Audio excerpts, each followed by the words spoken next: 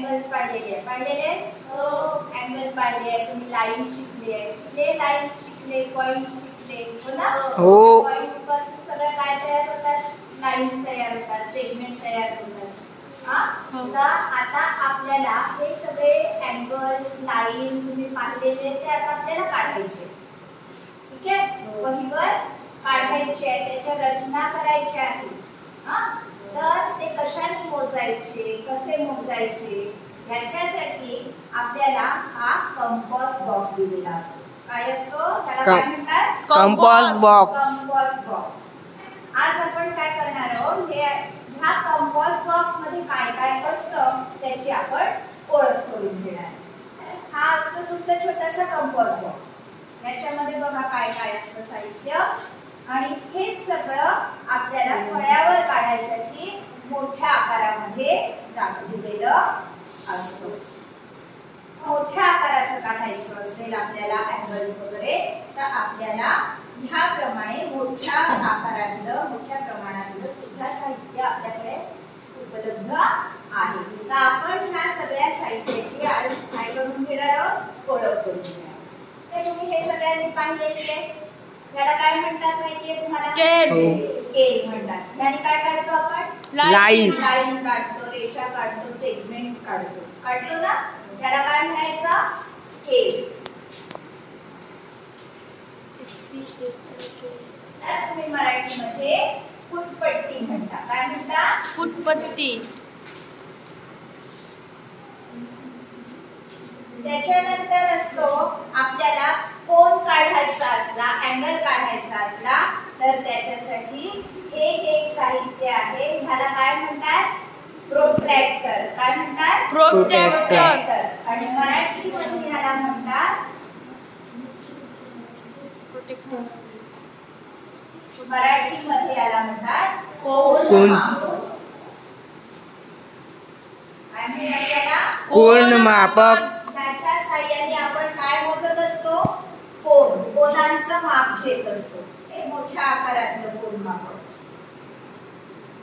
ठीक आहे याला बरोबर इथे दोन्ही साइडने आपल्याला कोन मोजता येतात म्हणजे जसे की जर कोन इकडच्या बाजूने असेल तर आपल्याला इकडनं मोजायला इथे स्केल दिलेली असते आणि जर कोन ह्या बाजूने असेल तर ह्या बाजूने सुद्धा इथे स्केल दिलेली असते इथे प्रमाण दिलेलं असतं आणि हा असतो याचा आरंभ बिंदू जो की आपल्याला ह्या कोनावर हा जो आरंभ बिंदू आहे केंद्र आहे शून्य तिथे असतं ते आपल्याला या कोनाच्या बरोबर टोकावर ठेवायचं असतं काय म्हणतात याला कोन मापक प्रोट्रॅक्टर कोन मापक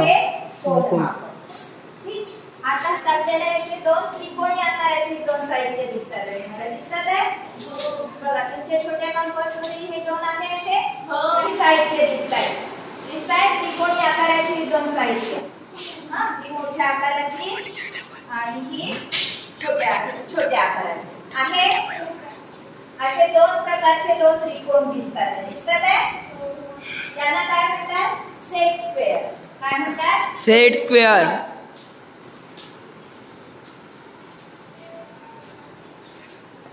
मराठीत म्हणतात गुण्या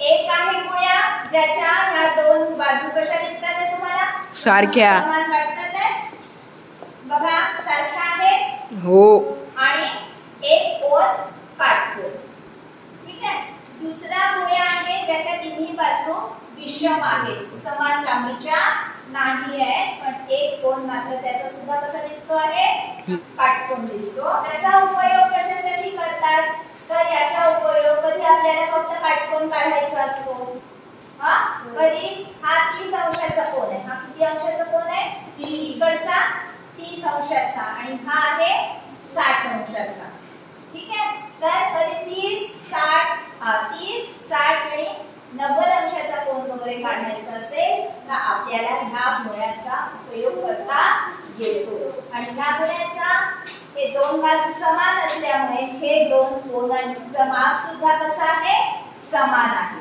हा 90 अंशाचा तर हे किती अंशाचे आहे 45 अंशाचे कोन ह्या गुण्यामध्ये असतात. असे हे दोन सेट स्क्वेअर. स्केल पाहिली आपण, प्रोट्रॅक्टर पाहिलं, हे दोन सेट स्क्वेअर. आता आणखी असतं आपल्याकडे ते म्हणजे हा असतो एक कंपास. हा कशासाठी असतो सांगा बरं, काय काढायसाठी असतो सर्कल. सर्कल काढण्यासाठी असतो. त्याला काय म्हणतात कंपास. काय म्हणतात कंपास.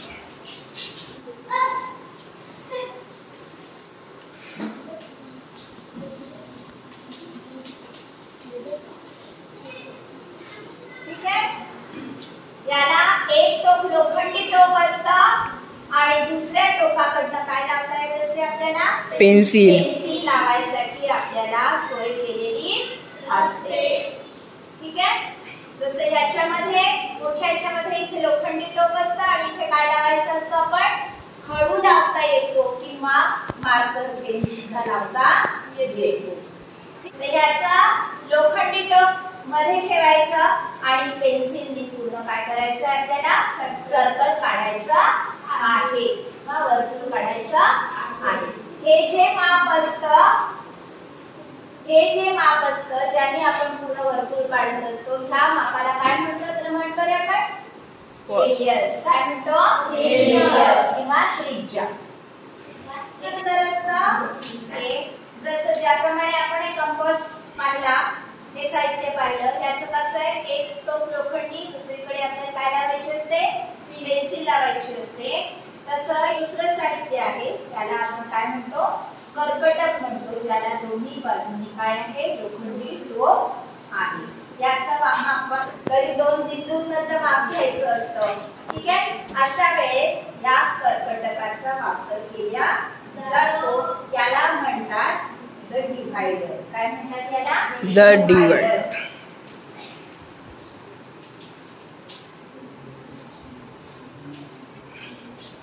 मराठीत म्हणतात कर्कटक.